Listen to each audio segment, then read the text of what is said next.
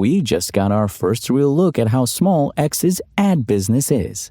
We'll find out more in moments, but first, Governor Greg Abbott has ordered that Texas utility commissions must conduct a review of any proposed new data centers in the state. In response to the order, the Public Utility Commission of Texas, PUCT, and the Electric Reliability Council of Texas, ERCOT, must collect information about potential new data centers' ownership and finances, as well as their planned power needs, water use, and approach to minimizing the negative impact on residents. According to third-party statistics, Texas is home to 521 data centers, and that's currently the second most in the country, behind only Virginia. On top of the existing power demands of those centers, ERCOT is currently reviewing more than 474 gigawatts in requests to connect to the state's electric grids. The governor's office said more than 90% of those requests stem from data centers, adding that unprecedented load growth could endanger the reliability and stability of the Texas electric grid. We've already seen measures aimed at limiting or outright prohibiting data center construction at the federal, state, and city level. And given the concerns about resource use and drains on existing infrastructure, data centers have proven deeply unpopular among many U.S. citizens. And if you're searching for a waterway navigation device that also includes Tunes, WhatsApp, and other apps, there's finally a solution.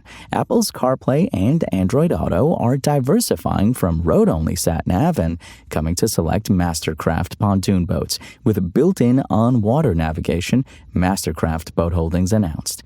New pontoon models from Mastercraft's sub-brands Crest and Belize will launch with the feature starting next month. If you're interested in this integration, you don't need to buy an entire boat. In its own update, Savvy Navi notes that its app works on any compatible display, including aftermarket marine head units, adding that Crest and Belize are the first brands to fit its app as standard on 2027 models. The new app is now available for iOS or Android. SpaceX just reported its first quarter of earnings as a public company, and it shed new light on the state of X's advertising business, which, spoiler, has shrunk dramatically since Elon Musk's takeover in 2022. The company brought in $367 million in advertising revenue between April and June of this year, the company reported. That's up a bit from the $343 million the previous quarter, but down from the $426 million in revenue during the same period last year. The numbers highlight just how much the company's ad business has changed since Elon Musk took over in 2022.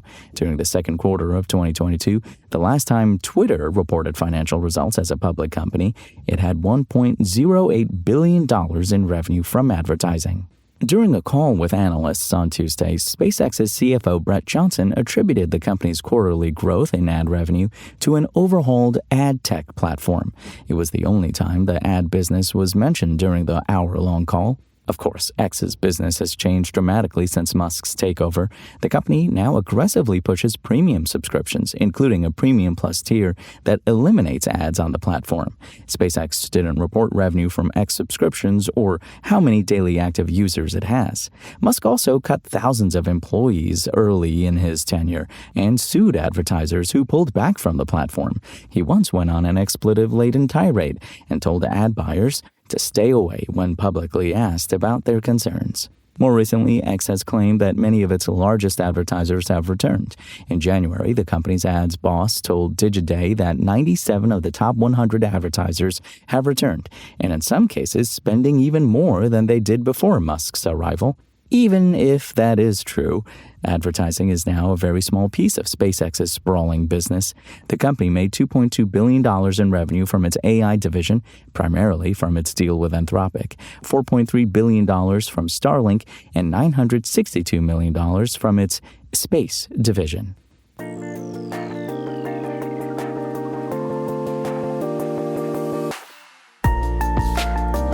Thanks for listening to the show. Make sure to rate, review, and subscribe on Apple Podcasts. Today's show featured journalism by Engadget contributor Carissa Bell and was produced by Spoken Layer. I'm Imran Sheikh, and we'll talk more tomorrow.